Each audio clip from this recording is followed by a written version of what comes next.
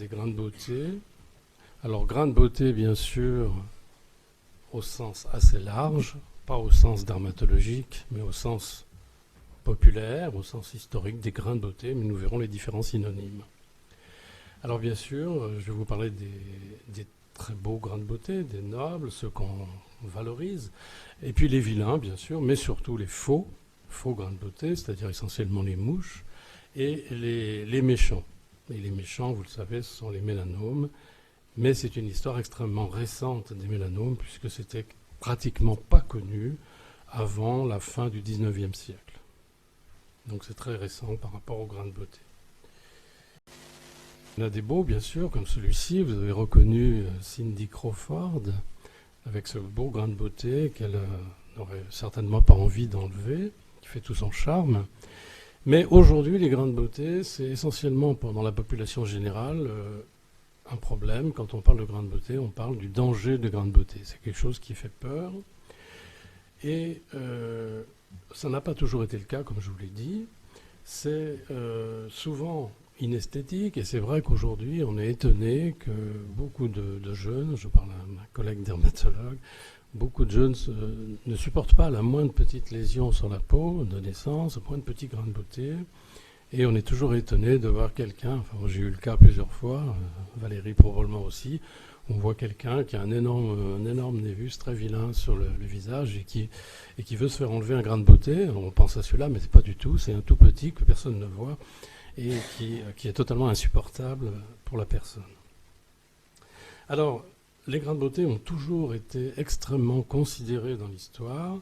Je vais vous parler de ce qu'on appelait les naevus maternus, c'est-à-dire les marques de la mère, les névus de la mère, donc la marque de naissance, la marque vraiment familiale. Et le problème s'est posé, qu'est-ce que ça veut dire de naître avec une lésion, on va dire une lésion au sens large, qu'on va appeler un grain de beauté, mais qui n'est parfois pas beau, et qui n'est souvent pas un névus, mais qui peut être une tache de naissance. Alors imaginez une tache, lésion, pileuse, qu'est-ce que ça signifie? Et ça a toujours été un problème pour l'humanité. Alors bien sûr, un grain de beauté comme sur cette gravure, cette femme qui a cette lésion de la joue, qu'on pourrait appeler vulgairement un poireau, c'est pas toujours très joli, c'est inesthétique, mais cette personne, manifestement, laisse bien pousser ses poils et souhaite les montrer. C'est banal, tout le monde. Je vous ai mis deux grands noms de la médecine que je connais bien, Pasteur et Claude Bernard. Vous voyez qu'ils ont tous les deux un petit névus. Vous les voyez parfaitement. Hein. Claude Bernard, c'est ici. Donc deux petits névus, qu'on appelle aujourd'hui des névus dermiques, sans aucun risque. Alors parfois ces grains de beauté sont vraiment marqués dans l'art pour montrer vraiment la laideur. Hein, ce vieux couple particulièrement hideux, comme vous le voyez, ont tous les deux un grain de beauté qui sur la joue, qui sur le nez, sans parler de cette lésion ici qui m'évoque plus particulièrement un carcinome qu'un grain de beauté. Mais enfin bon, ils en ont tous les deux un grain de beauté et ça participe au côté assez vilain de ce couple. Alors là, dans ce tableau que j'ai découvert récemment, l'année passée, qui se trouve au musée de Senlis, très joli petit musée si vous avez l'occasion d'y passer, ce tableau de Giordano qui montre un philosophe, et comme vous le voyez sur cet agrandissement, il a un névus tout à fait banal sur le nez, mais il a également ici une mouche, mais une vraie mouche. Donc, grain de beauté, mouche, on va en reparler. Étymologiquement, le terme le plus ancien qui apparaît, c'est névus. On ne sait pas bien quelle est l'origine de ce terme. J'ai cherché vraiment, on ne sait pas d'où vient ce terme. En tout cas, il est utilisé par Ovide déjà, donc c'est très ancien. Et il sera remis à la mode au XVIe siècle avec Jean-Baptiste Porta dans son De Humana Physiognomina. On en parlera après. Donc c'est un synonyme de tâche, de marque, de signe. Je vous ai parlé du maternus naevus, la marque de la mère, donc lésion là dans ce cas-là congénitale. et très lié à ce qu'on appelait l'imagination des femmes enceintes. Et ça, c'est un gros chapitre qui démarre dans l'Antiquité, mais qui va surtout être plus important au Moyen-Âge et même après. Alors, le terme de signe, le signe était beaucoup utilisé autrefois. Et évidemment, quand on parle d'un signe, ça a un sens. Hein, qu'est-ce que ça veut dire? C'est un signe. Et ce terme est encore très usité en Outre-mer. Beaucoup de patientes antillaises ne parlent pas de leur grain de beauté, elles parlent de leur signe. J'ai un signe à faire enlever. Donc ce terme qui est encore utilisé. Le terme d'envie est également très ancien et fait référence bien sûr aux envies des femmes enceintes. Le terme d'envie était beaucoup plus utilisé que le terme de névus. Et puis bien sûr le terme grain de beauté, qui lui est beaucoup plus récent, probablement je dirais autour du XVIIe siècle. Alors je vous avouerai que j'ai consulté des grands dictionnaires étymologiques, Littré n'en parle pas, le grand dictionnaire historique de langue française d'Alain Ray ne parle pas de l'origine de ce terme. On ne sait pas quand apparaît vraiment le terme grain de beauté. Et mon hypothèse, c'est qu'au XVIIe siècle, on parlait des grains de petite vérole. Qu'est-ce qu'on appelait les grains de petite vérole? C'était soit les lésions de variole, des pustules varioliques, ou souvent des cicatrices qui étaient fréquentes et que l'on cachait par des grains de beauté, des faux grains de beauté en l'occurrence, qui avaient pour but de cacher ces lésions qu'on appelait des grains de petite vérole. Donc on est passé à mon avis de grains de petite vérole à grains de beauté pour cacher ces fameux grains. Et c'est évidemment, ça va être un peu à l'origine des fameuses mouches qui vont connaître vraiment une mode absolument furieuse au XVIIe et XVIIIe siècle. Alors, dans l'Antiquité, on commence par la Grèce comme toujours, ce qui est normal. En Grèce, on distinguait toujours la cosmétique de la comotique. La cosmétique, c'est l'organisation du monde avec une harmonie comme le cosmos, hein, ça vient de cosmos, donc une organisation harmonieuse. C'était le but de la cosmétique, de mettre en valeur esthétique, préservation du naturel, et pour les Grecs, la cosmétique relevait de la médecine. A l'inverse, la comotique, qui est l'art de la parure, du maquillage, ne faisait pas partie de la médecine, c'était un art artificiel. Et là, on était hors médecine. En tout cas, en Grèce, il y avait un souci de perfection et d'éliminer donc les défauts les plus visibles sur le visage notamment. Donc j'ai trouvé un aphorisme d'Hippocrate qui nous dit « Si une femme enceinte a envie de manger de la terre ou des charbons, et en mange, l'enfant qui est mis au monde porte sur la tête un signe provenant de ces choses. » Donc c'est des Hippocrates, on a déjà l'établissement de la notion des envies des femmes enceintes. On arrive au monde romain. Alors pour le monde romain, il y a un paradoxe, car à la fois les Romains sont inquiets des défauts qu'il peut y avoir visibles sur la peau, et donc veulent les éliminer, mais en même temps, ils y portent attention et vont parfois les mettre en évidence. Et les grains de beauté en plusieurs niveaux de lecture des grains de beauté. On a le niveau familial. Alors on va reparler tout de suite après de Cicéron, qui est le cas le plus emblématique, mais on connaissait aussi les Séleucides qui avaient héréditairement une lésion cutanée sur la peau qu'on peut appeler un grain de beauté, de génération en génération, et ça faisait partie de leur identité familiale et aussi politique, puisque ça leur donnait une identité aristocratique. Il y a le niveau médical, bien sûr, où là, c'est la conception humorale, bien sûr, qui va s'imposer, et le grain de beauté n'est que le reflet du tempérament ou parfois d'une action imposée par le divin, et cela va être à la source de toute la notion de divination liée au grain de beauté. On va en reparler abondamment. Alors là, vous avez quelques exemples de statuaires grecques, de statuaires romaines avec quelques grains de beauté que l'on voit en haut sur le menton. Non, j'ai pas de flèche. Si, là voilà. Vous avez ici un grain de beauté, tout ce qu'il y a de plus simple sur le menton. Ici, il est sur la joue, et ici, il est sur la joue droite aussi. Donc, on pouvait manifestement le représenter quand ça avait une valeur familiale notamment. Alors, le cas de... Pardon, c'est bizarre ça.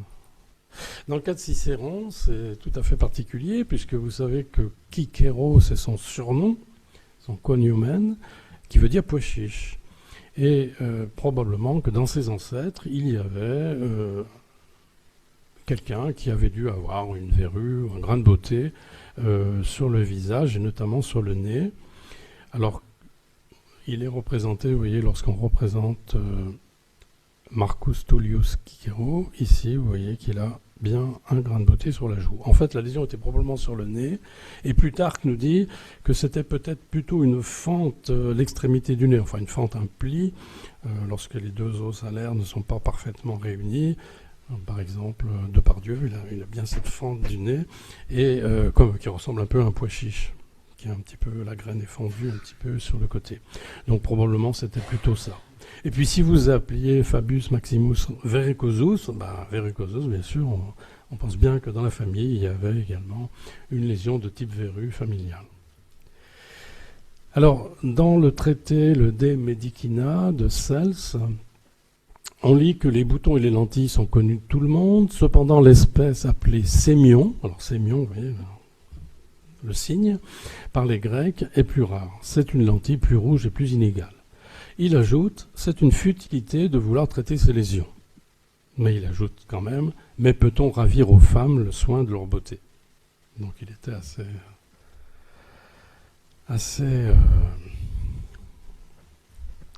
comment dire, la notion de futilité des femmes, et surtout du fait qu'on ne pouvait pas leur refuser un soin esthétique, n'est pas que d'aujourd'hui, comme vous le voyez. Alors, chez Pline, dans sa grande histoire naturelle, il y a aussi la notion que la pensée même qui traverse subitement l'esprit de l'un ou de l'autre parent passe pour déterminer ou altérer la ressemblance. Donc, la notion de transmission, l'envie, par la pensée, des traits caractéristiques. Il nous propose une recette à base de produits astringents pour éliminer les taches.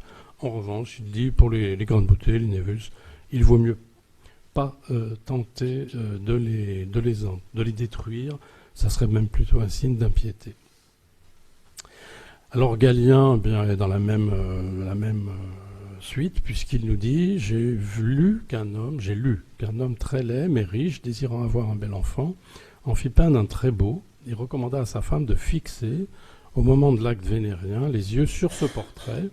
Elle le fit, et dirigeant pour ainsi dire tout son esprit et toute son attention vers cet objet, elle mit au monde un enfant qui ne ressemblait pas à son père, mais parfaitement au modèle du tableau. » Donc on continue cette notion continue et elle va durer d'ailleurs jusqu'au XIXe siècle. Alors, je vous ai parlé de cette lecture divinatoire des grains de beauté, ou taches de naissance, peu importe, ce qu'on peut appeler globalement des grains de beauté. C'était en fait la possibilité donc de lire à travers ces grains de beauté, lire l'avenir qui est imprimé dans la chair. Alors c'est ce qu'on appelait à ce moment-là, dès l'Antiquité, mais encore plus après à la Renaissance, ce qu'on appelle la métoposcopie. La métoposcopie, c'est l'analyse finalement des rides, des plis du front, essentiellement du front, parfois du visage.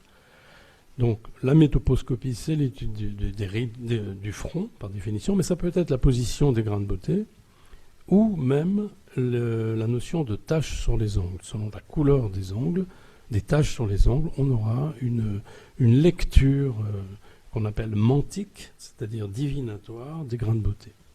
Et c'est différent, bien sûr, de ce qu'on va appeler la physiognomonie, c'est-à-dire l'analyse des traits, mais là, non pas pour savoir quel va être l'avenir de la personne, mais pour connaître son tempérament.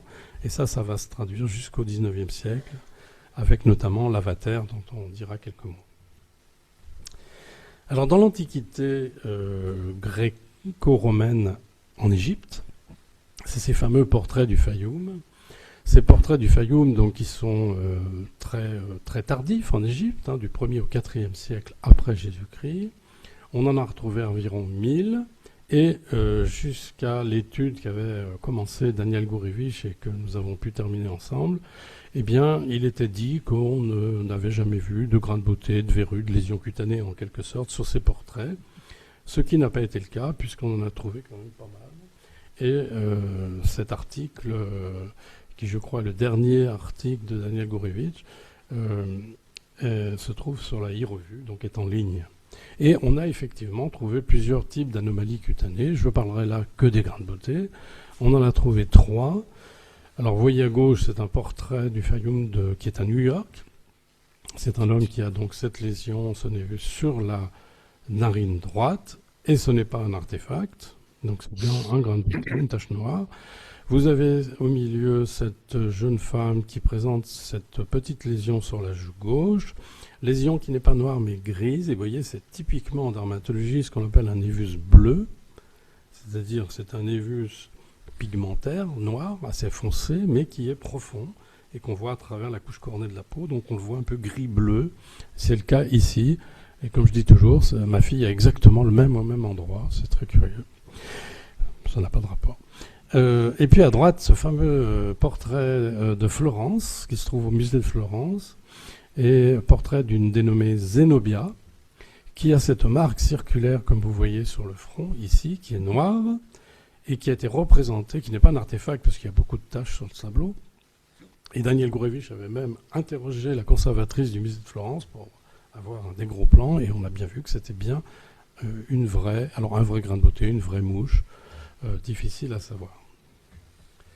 À la Renaissance, au Moyen-Âge et la Renaissance, en général, vous ne verrez pratiquement jamais de grains de beauté dans l'art, dans les tableaux, dans les sculptures, et même dans les traités de médecine, traités de chirurgie. Si vous prenez la grande chirurgie de Guy de Chauliac, vous chercherez grains de beauté, vous ne trouvez rien. Dans les œuvres d'Ambroise Paré non plus. Et sur les portraits d'hommes célèbres, en général, il n'y a rien, pas de névus. Sauf, curieusement, chez Henri IV, notre collègue Philippe Charlier avait, vous savez, étudié la fameuse tête de momie d'Henri IV, qu'il a attribuée en tout cas à Henri IV. Ça a été contesté d'ailleurs depuis, mais en tout cas, lui, il est toujours convaincu, et il a une trentaine d'arguments, dont la présence d'un névus qui a été histologiquement identifié, comme vous le voyez à droite, sur le nez, sur le côté droit du nez. Et en général, comme je vous l'ai dit, on ne trouve pas dans les sculptures, les peintures de grande beauté représentées, sauf sur une représentation où il a bien trouvé qu'au même endroit, il y avait bien un grain de beauté. Donc ça a été un argument parmi tant d'autres pour identifier cette tête. Si on va du côté arabo-musulman, eh bien, on sait que là aussi, les grains de beauté ont leur importance et dans la divination. Et dans certaines mosquées, vous pouvez voir ce qu'on appelle le sceau de la prophétie, que vous voyez à droite, qui en fait qui représente la lésion, le grain de beauté qu'avait le prophète sur le haut du dos. Dans certains cas, on dit plutôt l'épaule. Enfin, peu importe, c'est assez représentatif d'une lésion, d'un grain de beauté, et c'est le sceau de la prophétie, parce que là c'est tout à fait positif comme lésion, puisque c'est la lésion d'un prophète. On reviendra, ça peut être nettement positif. Et donc le sceau de la prophétie, c'est le grain de beauté de Mahomet. Et dans certains contes arabes, on présente bien la notion de grain de beauté. Par exemple, dans celui qui avait un grain de beauté sur le bas-ventre, ça avait la signification d'une personne encline à la passion, pour ne pas dire plus. Alors, à la Moyen-Âge-Renaissance, c'est la grande période de la sorcellerie, qui va durer jusqu'au XVIIIe siècle environ. Et on sait que tous ces procès en sorcellerie ont été extrêmement fréquents et qui auraient conduit à 30 à 40 000 bûchers pour, bien sûr, brûler Alors essentiellement des sorcières d'ailleurs, hein. Il y avait sûrement quelques sorciers, mais enfin c'était habituellement le diable préférait les femmes, hein. C'est bien connu. Alors pour pouvoir condamner au bûcher, il fallait une preuve de la marque, il fallait une marque, il fallait une preuve. Et il fallait trouver des preuves dites irréfutables du commerce avec le diable. Alors il y avait la fameuse ordalie qui était le jugement de Dieu, bon, mais il y avait surtout, ce qui nous intéresse, les marques sur la peau. Alors pourquoi une marque sur la peau était le signe du commerce avec le diable? Eh bien, dans le 16e chapitre de l'Apocalypse, il est dit « L'Antéchrist marquera tous ceux qui croiront en lui de ces marques qui seront de la bête. » Donc, des lésions pigmentées, imaginez si elles sont velues en plus, ce sont des marques de la bête, et donc c'est bien la preuve que la personne a des relations avec le diable. Mais, attention, ces marques devaient être sans humeur ni sentiment. C'est-à-dire quand vous les piquiez, il ne fallait pas que ça saigne, et ça ne devait pas faire mal. Ça devait être insensible. Et les médecins, ou les personnes qui cherchaient ces marques, savaient bien qu'il y avait des lésions insensibles. Chez des lépreux, par exemple, il y avait des lésions insensibles, et ça, c'était des diagnostics différentiels qu'ils connaissaient. Donc, ils faisaient attention à ça. Alors, bien sûr, les grains de beauté, on imagine bien que c'était extrêmement défavorable d'avoir ce type de lésion. Alors, grains de beauté, des mamelons surnuméraires, évidemment. Si vous aviez, une femme avait 3 seins, c'était évidemment la marque, bien sûr, la marque de la bête, hein. C'est bien les mammifères qui ont plusieurs seins, c'est normalement pas les femmes. Et pourtant, qu'est-ce que c'est fréquent. Alors là, c'est un tableau qui se trouve d'ailleurs au musée de Salem, dans le Massachusetts, et qui représente les sorcières de Salem, avec l'examen d'une sorcière, où on voit, vous voyez ici, cette femme, cette matrone, si je puis dire, qui présente au juge, au jury, une lésion tout à fait spéciale ici, qui est représentée par un petit névus certainement. Il n'en fallait pas beaucoup pour passer au bûcher. Mais les marques pouvaient être, bien sûr, au contraire, positives. Si évidemment vous aviez une marque sur la peau en forme de croix, là ça changeait tout. C'est plus le diable là. Ou en forme d'étoile, ou une fleur de lys, voilà. C'était extraordinaire, vous aviez une fleur de lys sur l'épaule, c'était une marque de lignée royale presque. Et ainsi, ces marques ont eu une importance positive très importante. Alors comme tout le monde n'a pas une croix, une étoile ou une fleur de lys, parfois il suffisait d'avoir 3 points, et ça pouvait correspondre à la Trinité, donc ça pouvait faire l'affaire. On se contente de ce qu'on trouve, hein. Et c'était positif. Et ces personnes-là, si elles n'étaient pas de lignée royale, eh bien, elles pouvaient avoir un don de guérisseur, comme les rois de France et d'Angleterre, d'ailleurs, un siècle plus tard, ont eu le don de toucher les écrouelles, de guérir les écrouelles, mais toujours par l'intercession de Saint Marcoux. Saint Marcoul, selon les cas. Et d'ailleurs, on appelait les marcous des jeunes, des enfants qui n'étaient pas du tout de la lignée royale, mais qui avaient ces signes. Il y avait aussi la notion le septénaire. Vous savez, quand vous étiez le 7e garçon consécutif d'une famille, il ne fallait pas avoir une fille entre 2 garçons, hein. 7 de suite de garçons, vous étiez le septénaire et vous aviez de ce fait aussi un don de guérisseur. Et puis, bien sûr, le Dalai Lama, hein, vous savez, le Dalai Lama, une des manières de reconnaître le nouveau Dalai Lama, c'est de reconnaître cette lésion sur l'épaule, ou parfois on dit sur la cuisse d'un enfant, et donc une marque là aussi très positive sur le dos. Alors, arrivons maintenant à un chapitre intéressant, c'est celui des signes où on vit des femmes enceintes. On a un petit peu déjà vu dans l'Antiquité, mais alors, à la Renaissance, ça va toujours intriguer tout le monde, les médecins, mais aussi les familles, bien sûr. Les philosophes vont s'y intéresser. Alors, on a vu que c'était très ancien, depuis Hippocrate. Fernel nous dit que je tiens pour certain qu'il n'y a que la pensée qui dessine les figures et qui les modifie. Ambroise Paré nous dit l'imagination de la mère peut agir sur le fœtus, mais lors de la conception seulement, pas après. Et Montaigne nous conte l'histoire, nous dit, nous voyons par expérience que les femmes envoient au corps des enfants qu'elles portent dans leur ventre les marques de leur fantaisie, témoin celle qui engendra l'homme mort, et il fut présenté à Charles, roi de Bohême et empereur, une fille d'auprès de Pise, que la mère disait avoir été ainsi conçue à cause d'une image de Saint Jean-Baptiste pendu à son lit. Voilà. C'est pour ça que l'enfant était noir, bien sûr. Bon, je vous ai mis cette belle gravure sur bois d'Ambroise Paré qui nous montre, chose admirable d'une femme portée 20 enfants vifs. Voilà. Évidemment, on ne peut pas illustrer l'envie des femmes enceintes, mais là, c'était quand même différent. Alors, la Renaissance, le Moyen-Âge et la Renaissance vont être une grande période pour l'astrologie médicale. Alors, on a tendance aujourd'hui à penser que l'astrologie médicale, c'était fait par des non-médecins, par des charlatans, mais pas du tout. C'était des médecins tout à fait patentés qui croyaient à l'astrologie et qui donc interprétaient tout, ce qu'on appelle l'interprétation donc mantique, divinatoire, et vont revenir la physiognomonie et la chiromancie d'une part, et également la notion donc de divination à partir des grains de beauté, de leur position, des lignes du front, des taches sur les ongles. Tout va revenir à la Renaissance.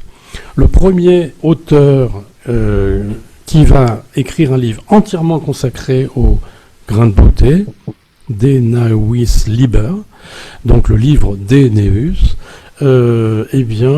c'est un Italien, Lodovico Setala, en 1606. Mais c'est une interprétation. Le livre, j'ai essayé de le lire à peu près grossièrement, parce qu'il a jamais été traduit en français. Mais en fait, c'est pas compliqué. C'est uniquement une étude. Chaque partie du corps correspond à une planète, et donc, selon la position du grain de beauté, vous pouvez l'interpréter différemment. Ça n'a absolument rien de médical, évidemment.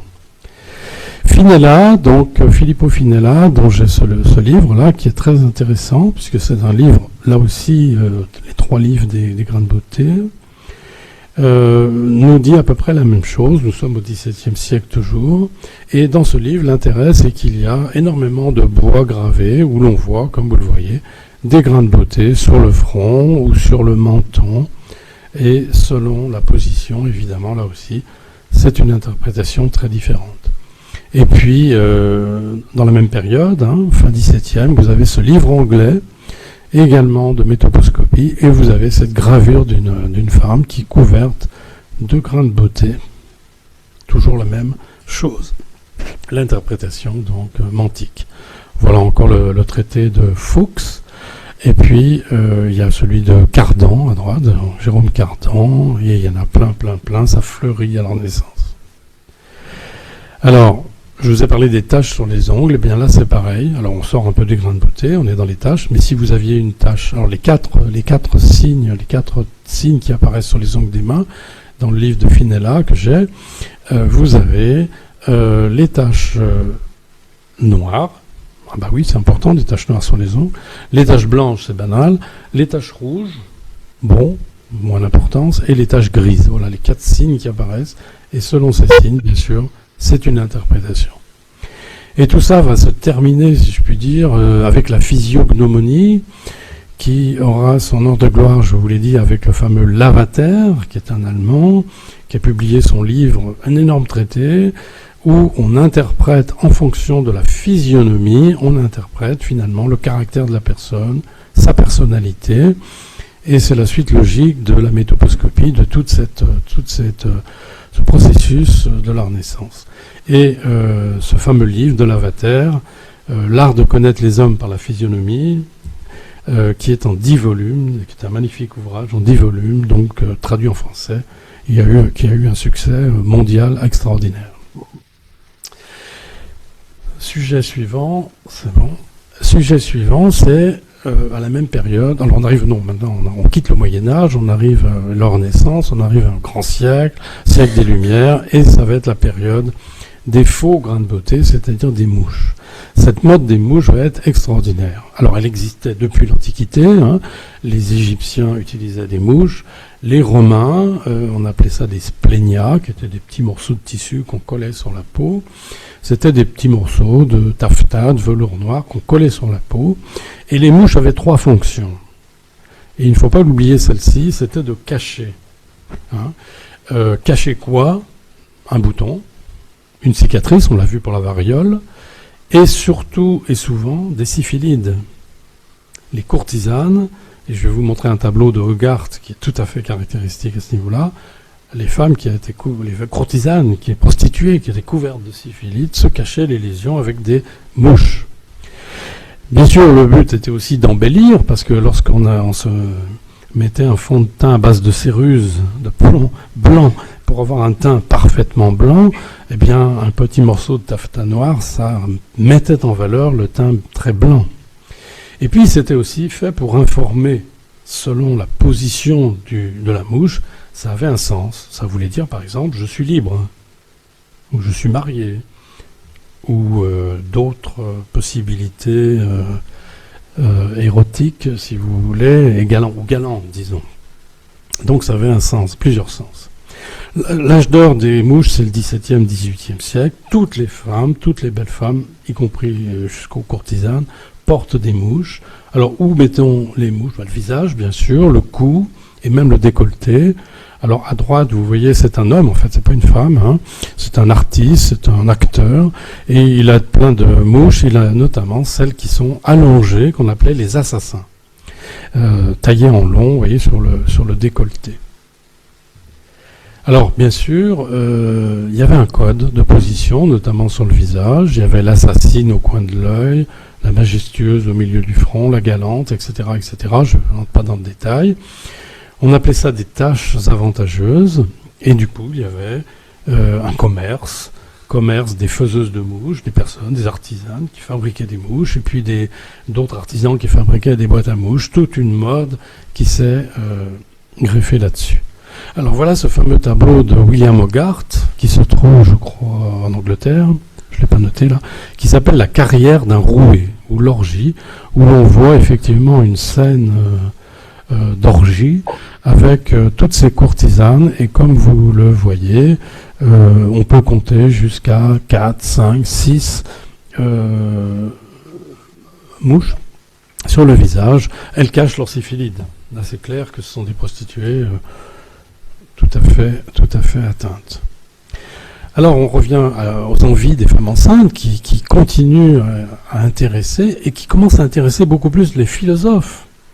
J'ai appris en travaillant cet exposé que Descartes s'était lui-même intéressé au phénomène d'envie des femmes enceintes pendant une vingtaine d'années. C'est un phénomène qui vraiment l'intéressait. Et dans son livre La Dioptrique, 1637, il écrit « Il ne serait pas difficile de démontrer de quelle manière la figure d'un objet donné est parfois transmise par les artères. » Ben voilà l'explication. Hein, l'envie passe directement au fœtus par les artères de la mère. Voilà, qui font l'admiration des savants. Donc c'était quelque chose qui intéressait beaucoup qui Malebranche, qui Descartes. Et puis les livres vont fleurir, comme le fameux livre de Blondel, dissertation physique sur la force de l'imagination des femmes enceintes sur le fœtus, l'aide sur le pouvoir de l'imagination des femmes enceintes. Il y a toute une littérature écrite par des médecins sur ce sujet, même si d'autres médecins vont réfuter cette notion. Alors, par exemple, je vais vous parler de Joseph Jacques Planck, qui est un austro-hongrois, qui est considéré comme un des fondateurs de la dermatologie, parce qu'il a écrit le Doctrina de Morbis Cutaneis, qu'on avait traduit d'ailleurs, qui n'avait jamais été traduit, et c'est le premier qui a classé les maladies de la peau selon la lésion élémentaire. Donc dans son chapitre, il y a un chapitre papule, pustule, vésicule, un peu comme, je dirais, on peut encore le faire aujourd'hui. Et il écrit dans ce livre « J'ai accouché une femme célèbre à qui un rat vivant sauta sur le sein d'un coffre qu'elle avait ouvert brusquement. Celle-ci, à cause de la terreur, avait perdu l'esprit. Depuis le 3e mois de la grossesse, craignait très fortement avec toute sa famille une envie en forme de rat sur son bébé. J'ai affirmé qu'il n'y avait rien à craindre, et en dépit de l'opinion générale, est née une belle petite fille, absolument dépourvue d'envie. Donc vous voyez que tous les médecins n'étaient pas d'accord là-dessus. Et c'était difficile, même certains écrivaient comme la ressemblance du grain de beauté avait parfois était très importante avec un fruit, ou une saucisse par exemple. Eh bien, on sait que les angiomes qu'on appelait des taches de vin on disait que ces lésions pouvaient grossir ou changer de couleur au moment de la maturité des fruits.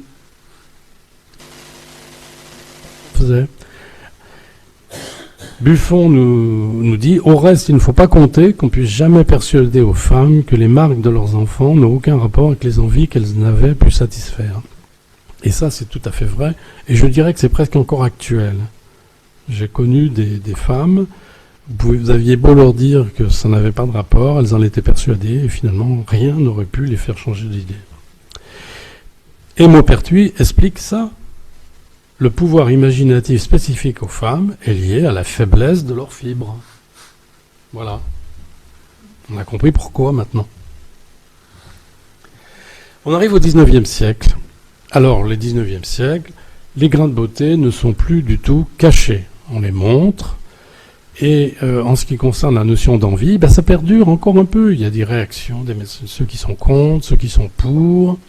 Réaction positive contre les croyances, par exemple Geoffroy Saint-Hilaire, les gens, tous ceux qui sont intéressés à la thératologie vont dire qu'il n'y a aucun rapport. Mais on a retrouvé encore à la fin du 19e siècle quelques articles américains, alors on dirait que c'était les Américains, qui étaient encore pour cette notion d'envie des femmes enceintes et l'effet positif. On sait aussi qu'à cette époque, on pouvait se tatouer carrément nitrate d'argent, des petits tatouages en forme des mouches en forme des tatouages qui ressemblaient à des mouches. Mais le problème, c'est que la notion va apparaître que les grains de beauté peuvent être méchants. Le premier qui va parler dans la littérature médicale de cette notion de lésion. Alors on ne peut pas dire mélanique, puisque c'est mélanosique. C'est justement René Laennec, que j'ai bien écrit, sans tréma, bien entendu, comme il se doit, qui a publié en 1806 à Paris, à la faculté, donc un article, je vais vous montrer, sur les mélanoses. C'est lui qui crée le terme mélanose. Pas encore mélanome, mélanose. Donc il en fait une entité pathologique nouvelle, qui n'était pas connue, en décrivant des lésions médiastinales, bien sûr, c'était une atteinte métastatique de mélanome, évidemment. Page et demie, donc, dans le bulletin de l'école et de la Société de médecine de Paris, donc qui est paru après. La présentation avait eu lieu en 1906 et la publication en 1912. Donc il fallait parfois du temps à l'époque pour publier. Voilà. Donc il parle de mélanose. Est-ce à dire qu'avant Laennec, on ne savait pas du tout ce que c'était que ces tumeurs noires? Eh bien, on a retrouvé d'une part des tumeurs noires chez des momies incas. Alors l'avantage des momies incas, c'est qu'on avait à la fois la momie avec sa peau et les os, le squelette dessous. Et on a trouvé donc des lésions osseuses, comme vous le voyez, de métastases. Alors, difficile de dire que c'était des métastases d'origine mélanique, mais comme sur la peau de la momie, on a trouvé des lésions de type mélanome, des masses mélaniques sur la peau, et bien donc le rapprochement était fait. Donc évidemment, la maladie existait depuis la nuit des temps, comme toutes les maladies, mais on ne les connaissait pas. Ce qui est très curieux, c'est que sur 2 sites du Pérou, à Chancay et Changos, on a retrouvé quand même 9 momies qui présentaient donc un mélanome. Ce qui est assez exceptionnel, et les auteurs disent, c'est quand même d'autant plus curieux que ce sont des personnes à peau très mate au Pérou, et curieusement, c'est là où on a trouvé sur deux sites 9 cas, ce qui est assez exceptionnel. Alors certains ont dit, mélanome, mélanome ça vient du grec, hein, donc tumeur noire, tumeur noire ça vient d'Hippocrate, parce que Hippocrate refuse d'Éphèse, et ça a été publié. Eh bien je peux vous dire que j'ai cherché, j'ai relu tout ce qu'Hippocrate avait écrit sur la question, refuse d'Éphèse pareil, eh bien c'est pas le cas, ni l'un ni l'autre ne parle du mélanome. En revanche au XVIIIe siècle, dans les textes de Morgagni, de Bartholin, de Bonnet, on cite parfois des lésions noires. Ils ne savent pas ce que c'est, mais ils décrivent quand même des lésions noires. Donc déjà, ça commençait. Le premier cas vraiment important a été étudié par l'Écossais John Hunter à Londres, et qui a opéré en 1787 un jeune homme de 35 ans qui avait une grosse adénopathie ganglionnaire sous-maxillaire. Or, comme vous le savez, il existe le musée Hunter à Londres, que j'ai visité, très beau. Et que j'ai visité moi aussi au mois de juin passé, qui est magnifique, il a été entièrement rénové d'ailleurs depuis, et où il y a toutes les collections, tous les bocaux de Hunter, toutes les lésions qu'il a étudiées.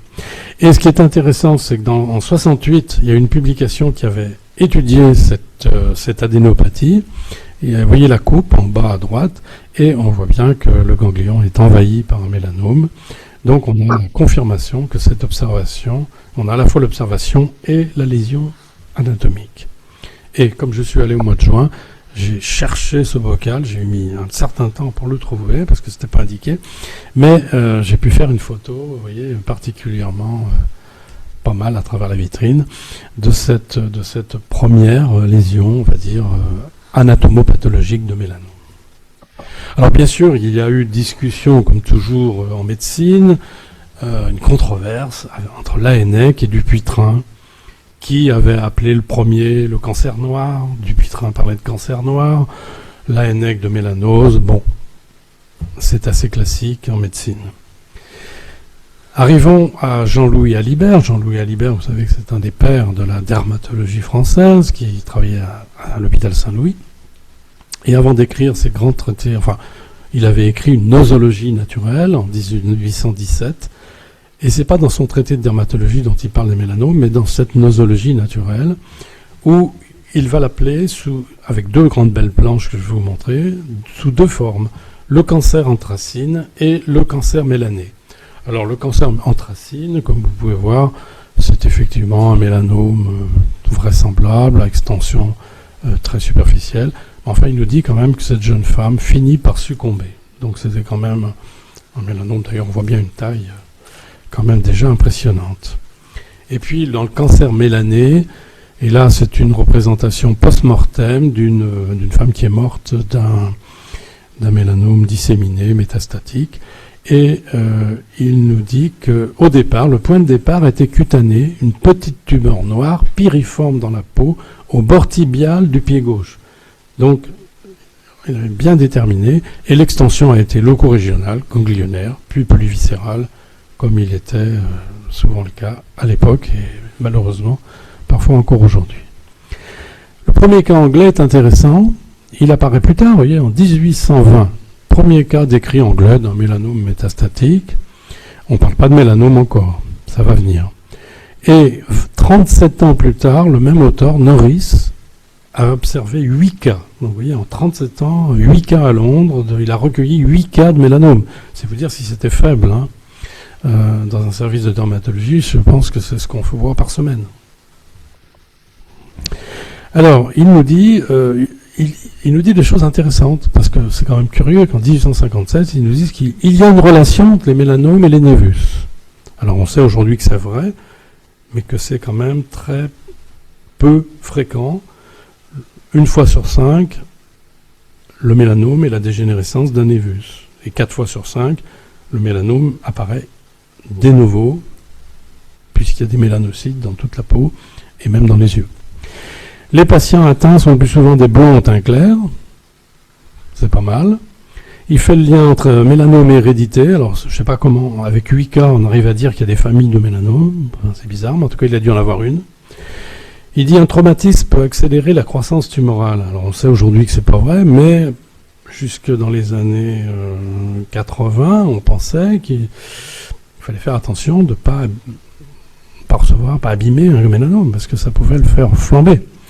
Et il dit aussi que la possibilité d'une lésion achromique, ce qui est quand même exceptionnel, puisqu'on sait bien qu'il existe des mélanomes qui sont par définition noirs, qui peuvent être achromiques, qui sont évidemment les pires choses qui soient, parce que pour penser à un mélanome devant une lésion achromique, il faut déjà être particulièrement brillant.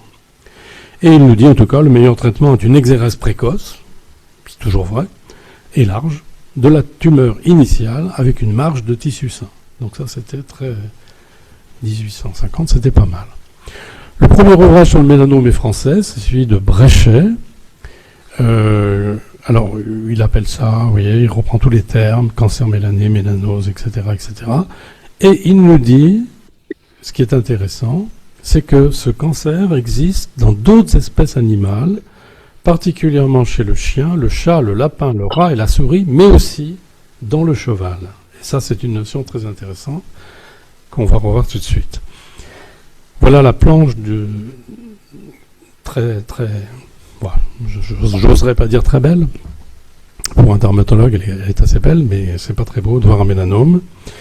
Et justement, la médecine vétérinaire a apporté beaucoup à la connaissance du mélanome, puisque dès 1813 à Lyon, l'école vétérinaire de Lyon, qui je vous rappelle est la première école vétérinaire au monde, un dénommé Goyer publie un article sur les espèces de verrues de tumeurs noires particulières aux chevaux gris et blancs. Donc c'est pas tous les chevaux qui font des mélanomes. C'est un certain type. 1813. Et c'est confirmé ensuite par d'autres publications. Et ces chevaux font des lésions tout à fait mélaniques, en général de la zone anogénitale. Donc c'est très particulier, et c'est certaines races de chevaux. Et c'était tout à fait vrai. Fodicton, en 1826, nous décrit le premier cas de mélanome oculaire. Donc chez un homme de 30 ans, il propose un traitement palliatif, c'est tout ce qu'on peut faire à l'époque. On n'a pas osé enlever l'œil, mais bon. Premier cas. Pierre Rayer, donc, qui a été un des maîtres de Claude Bernard, a repris le terme de mélanose et va ajouter dans son atlas, vous voyez, d'une part une atteinte plantaire, qui est tout à fait, qui n'était pas très connue à l'époque, et puis il nous présente la première coupe de peau sur un livre de dermatologie. L'apport oublié de Cruvellier, Jean Cruvellier a écrit un ouvrage qui est magnifique. Jean-François, tu es d'accord avec moi, là, son atlas pathologique du corps humain. 233 planches in folio qui sont extraordinaires, où toutes les atteintes, toute la pathologie est représentée. C'est un atlas extraordinaire. Et là, il nous parle d'un cancer mélanique dans le foie, dans la peau, etc., etc., dans les extrémités. Il en décrit un peu partout. Voici ces planches. On voit un foie qui est complètement atteint et également une forme cutanée. Alors, l'appellation elle-même de mélanome nous vient d'un anglais, Carswell, qui était donc un peu un anatomopathologiste anglais, qui a d'ailleurs beaucoup travaillé à Paris, et qui, dans son livre, nous dit on peut appeler sous le titre de mélanoma, on peut dépasser maintenant de mélanose à mélanome à partir de 1838. Et dans son atlas, on voit, c'est un très beau livre aussi. Quelques observations assez intéressantes. Le James Paget, celui de la maladie de Paget osseuse et la maladie de Paget cutanée, rapporte 25 cas de mélanome, et c'est lui qui décrit le passage de la phase horizontale, phase de croissance horizontale du mélanome, à la phase verticale, c'est-à-dire lorsque la lésion plonge dans le derme, franchit la barrière, et à ce moment-là, possibilité de dissémination très rapide. Et Pemberton, en 1858, décrit le premier cas chez un noir malgache, un jeune noir, 29 ans, et il nous dit que c'est un site, un endroit commun chez les personnes à peau noire. Et effectivement, dans 90% des cas, les noirs qui font un mélanome le feront sur les mains ou les pieds, puisque cette zone n'est pas protégée, même si ce ne sont pas les zones les plus exposées. Et je vous rappelle que Bob Marley est mort d'un mélanome du pied. Hutchinson. Alors Hutchinson décrit énormément de choses dans le domaine. Hutchinson va décrire d'abord ce qu'on appelle le panari inguéal mélanique, ce qui est en fait un mélanome inguéal, sous-inguéal bien sûr. C'est lui qui le décrit. Et il décrit aussi le lentigomélanosis, ce qu'il appelle, donc on appelle aujourd'hui le lentigo malin, qui est une forme de mélanome en 1894, qui est une forme de mélanome à évolution lente, en général très superficielle, chez des personnes plutôt âgées et en général de pas trop mauvais pronostic. C'est ce que notre Français Dubreuil, à Bordeaux, va traduire sous le même nom, en parlant de l'antigo malin des vieillards, la même année, mais dans son article, il dit bien qu'il se réfère à l'article d'Hutchinson, antérieur seulement de quelques mois. Et en France, on a longtemps appelé ça la mélanose de Dubreuil. En fait, c'est Hutchinson qui l'a décrit quelques mois avant. Donc on peut dire d'Hutchinson, Dubreuil, ça serait pas mal, si on veut garder les noms propres, ce qui se fait de moins en moins, bien sûr. Et Dubreuil va décrire en 1912 35 observations de cette mélanose circonscrite qu'il appelle précancéreuse. On sait bien aujourd'hui que ce n'est pas précancéreux, que c'est déjà un mélanome, mais à évolution lente, et voilà. Mais il faut quand même aussi dire qu'en France, on parlait encore de mélanose pour mélanome. Le terme mélanome n'était pas encore tout à fait adapté. Alors, des grandes séries, on commence à en avoir à la fin du 19e siècle. Vous voyez, les Allemands décrivent 145 ans, 45 ans anglais, etc., etc. Et à la toute fin du 19e siècle, l'anglais, chirurgien anglais Snow va recommander le traitement du mélanome par exérèse et excision préventive du ganglion. Donc ce qu'on a appelé récemment la recherche d'un ganglion sentinelle, etc. En fait, c'est que la suite de ce qui avait déjà été dit il y a 130 ans. Juste un petit mot pour continuer avec Jean Darier qui, lui, en 1925, fait le lien avec ce dont je vous ai parlé tout à l'heure, c'est-à-dire la maladie du cheval, le mélanome du cheval et le mélanome humain, et il décrit bien qu'il y a un lien entre ces deux maladies, et c'est un petit peu ce qu'à l'époque on différenciait en parlant de névocarcinome et de mélanosarcome, c'est-à-dire qu'on passait d'une tumeur épithéliale à une tumeur mésenchymateuse. Et aujourd'hui, on sait qu'il existe chez l'homme des mélanomes de type cheval, ce qui est quand même assez paradoxal. Bon, on dit de type animal, ce qui est un peu moins péjoratif. Non pas pour les chevaux, mais pour les malades qui ont ce type de problème.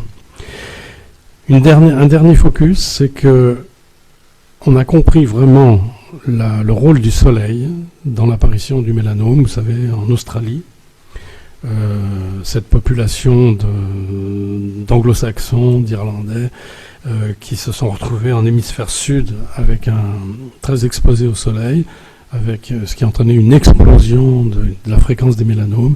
Eh bien, c'est un mathématicien, Lancaster, mathématicien australien, qui, par des études statistiques, a vraiment démontré qu'il y avait un rapprochement entre les rayons solaires et la fréquence, l'incidence du mélanome. Donc ça, c'était en 1956. Il l'a vraiment démontré. Et vous savez que les Australiens ont pris des mesures extrêmement importantes pour se protéger. Et ils ont fait chuter la fréquence du mélanome aujourd'hui. On arrive à la fin avec le XXe siècle. Eh bien, début du XXe siècle, les grains de beauté sont très appréciés. On en met partout. Alors quand on en dit on en met partout, c'est-à-dire qu'on relance la mode des mouches. Il est bien évident que sur cette carte postale, vous voyez comment on porte le grain de beauté, donc la mouche, et ça devient vraiment une nouvelle mode. Le grain de beauté ne fait pas peur au début du XXe siècle. On va au soleil, il y a les congés payés, et on met de l'ambre solaire pour bronzer, et on bronze, et les mélanomes, et bien évidemment, ont explosé. Milieu XXe siècle, les grains de beauté sont revendiqués par certaines stars. Alors je vous ai montré Cindy Crawford à gauche. Vous vous rappelez Robert De Niro dans Taxi Driver. L'importance du grain de beauté dans Taxi Driver, un des plus grands films cultes de Scorsese. Et vous savez, quand il se regarde il y a un dédoublement de personnalité du personnage, et quand il se regarde dans la glace, le grain de beauté change de côté. Mais ça, il faut le savoir. Enfin bon, il y a tout un intérêt sur ce grain de beauté, le rôle de ce grain de beauté, et il parle à son double. Hein, vous savez. Bon. Enfin, il tombe dans la folie aussi. Et puis Marilyn.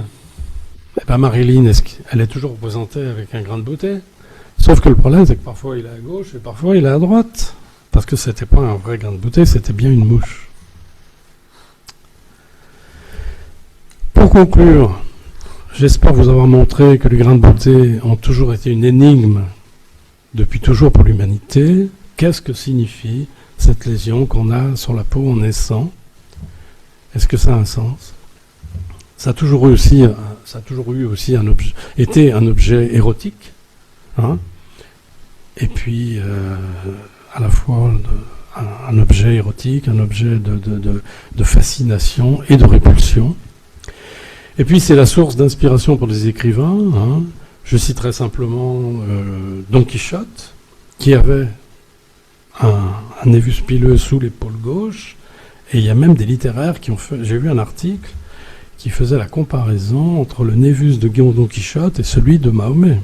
Donc vous voyez, ça interpelle beaucoup de littéraires.